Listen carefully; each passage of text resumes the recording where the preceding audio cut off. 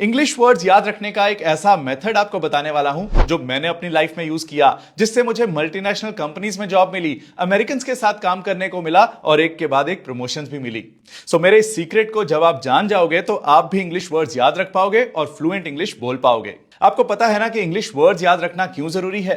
क्योंकि English grammar तो हम सीख जाएंगे, आई एम बोलना तो हम सीख जाएंगे, लेकिन अगर आपको बोलना है मुझे भूख लगी है और आपको हंग्री वर्ड याद ना आया तो कैसे बोलोगे आई एम हंग्री कि मुझे भूख लगी है? इंग्लिश में अपनी फीलिंग एक्सप्रेस करने के लिए, सामने वाले को अपनी बात कहने के लिए जो वर्ड्स आपको याद रहने चाहिए, अगर वो एन मौके पर याद ना आए तो फिर इंग्लिश ग्रामर भी किस काम की। आज मैं आपको जो वोकैबुलरी याद करने का मेथड बताने वाला हूं उसमें 3 स्टेप्स आते हैं और आपको तीनों स्टेप्स बहुत ध्यान से सुनने हैं, समझने हैं और उनको यूज करना है। देखते हैं पहला स्टेप। आपने छोटे बच्चों की इंग्लिश बुक्स देखी होंगी जिसमें लिखा होता है A for apple, B for ball, C for cat.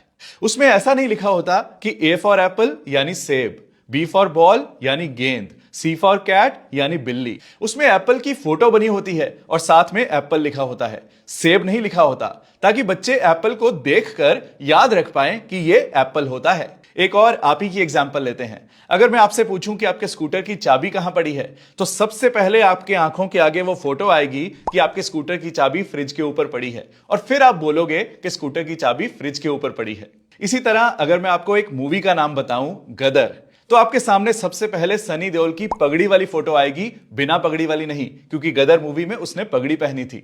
इसी तरह अगर मैं आपसे पूछूं आपको छोटा भीम याद है, तो आपकी आंखों के आगे सबसे पहले या तो उसका पोस्टर आएगा या फिर उस एपिसोड का सीन आएगा जो एपिसोड आपके दिमाग में छाप छोड़ गया।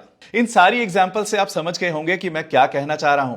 सिर्फ मैं ही नहीं, साइंस भी ये कहती है कि जिस चीज की फोटो हमारे दिमाग में छप जाती है वो चीज हम कभी नहीं भूलते। मेरे इंग्लिश वोकैबुलरी सीखने के मेथड का पहला स्टेप यह है कि जब भी आप कोई नया इंग्लिश वर्ड सीखो तो उसकी हिंदी ट्रांसलेशन पे फोकस ना करो, उसके इंग्लिश मीनिंग से जुड़ा हुआ एक फोटो अपने दिमाग में बसा लो। कोशिश करो कि वो फोटो आपके डेली लाइफ के किसी काम से जुड़ी हुई हो। जैसे कि एक नया वर्ड सीखते हैं, फ्रॉथ।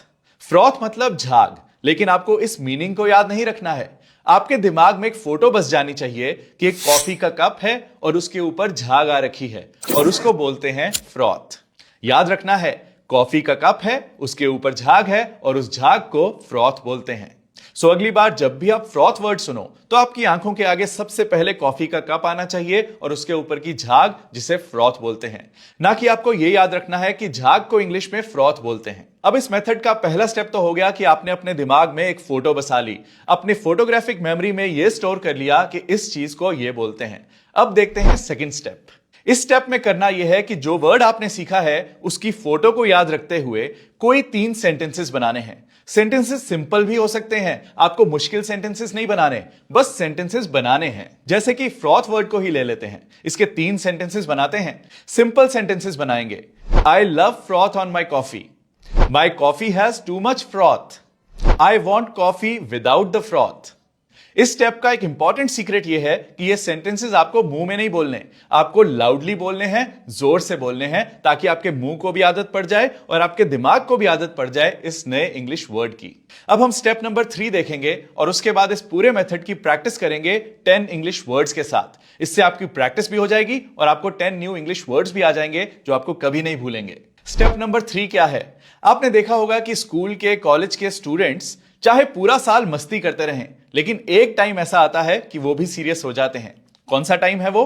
एग्जाम्स का।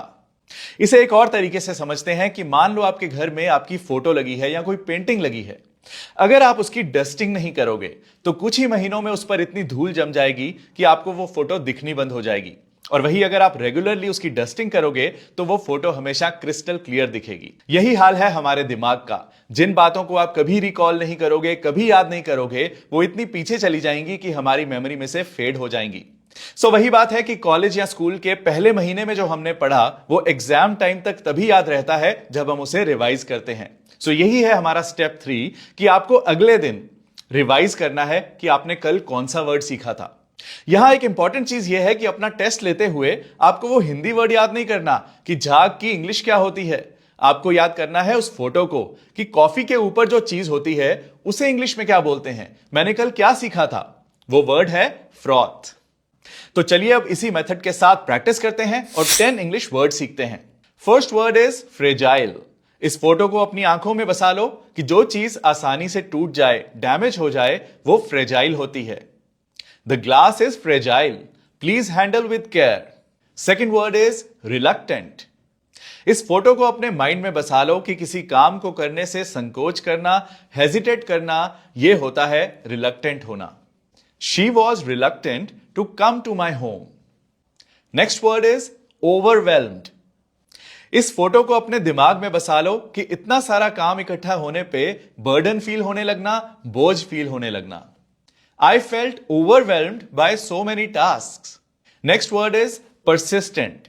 परसिस्टेंट मतलब दृढ़ रहना, डटे रहना, चाहे कितनी भी मुश्किलें क्यों ना आए। His persistent efforts brought him success. Next word is peculiar. इस फोटो में आप देख सकते हैं कि पेक्यूलियर मतलब स्ट्रेंज, अजीब, unusual. His behavior towards me was peculiar. Next word is fluffy. इस वर्ड को सुनते ही आपकी आंखों के आगे एक पिलो आ सकता है जो नर्म है, मुलायम है, यानी फ्लफी है। I can't sleep on a fluffy pillow. Next word is intricate. Intricate मतलब जटिल या complicated. The wiring of a computer's motherboard is intricate. Next word is pristine. Pristine मतलब अनछुआ, अनटच्ड, एकदम नई जैसी हालत में, फ्रेश हालत में होना। My new shoes are in pristine condition. Next word is drenched. Drenched मतलब पूरी तरह से भीगा हुआ। I got drenched in the rain. Next word is chaotic. Chaotic मतलब अस्त व्यस्त हालत में होना, ऐसा माहौल जहां कंफ्यूजन हो, डिसऑर्डर हो, सब हड़बड़ी में चल रहा हो, सब मिक्सअप हो रहा हो। The market becomes chaotic during the festival season. और अब आप एक सेंटेंस बनाओ कि मेरा सुबह का टाइम बहुत chaotic होता है और मुझे कमेंट्स में बताओ।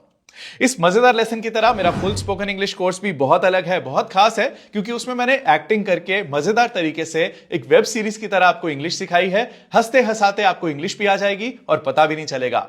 आपके प्यार से मुझे इंडिया का most trusted online English coach का अवार्ड मिला है और इसी प्यार के लिए कह रहा हूं कि यह कोर्स जरूर ट्राई करना, आपकी लाइफ चेंज कर देगा।